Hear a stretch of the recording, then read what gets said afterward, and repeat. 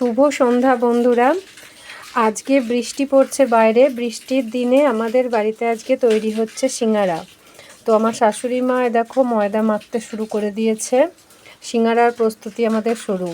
এখানে জিরে, ধনে, শুকনো লঙ্কা আর তেজপাতাকে ভেজে নেওয়া হয়েছে। এটা এবার মিক্সিতে একটু গুঁড়ো করে নিলাম।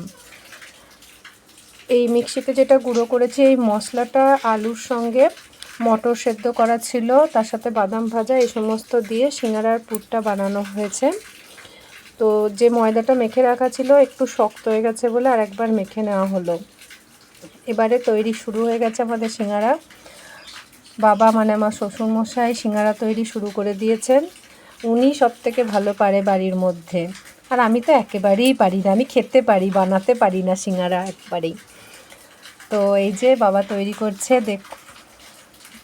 খুব সুন্দর করে পুরটা দেয়। আমি চেষ্টাও করলাম কিন্তু আমার ঠিক হলো না। কি সুন্দর করছে দেখো, দারুণ লাগছে।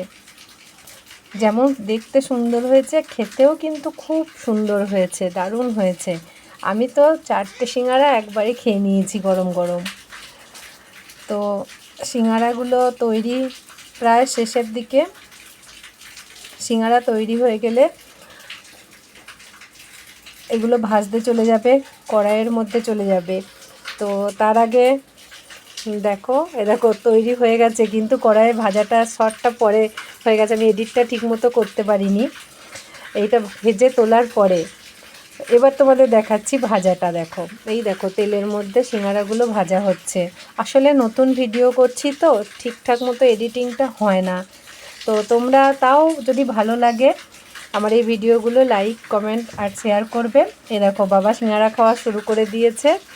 আর আজকে সিঙ্গারা খেতে খেতেই আমার এই ভিডিওটা শেষ করছি। সকলে ভালো থাকবে, সুস্থ থাকবে, আর আমার ভিডিওগুলো আরও বেশি করে শেয়ার করবে যদি ভালো লাগে তোমাদের, তাহলে আমারও ভালো লাগবে।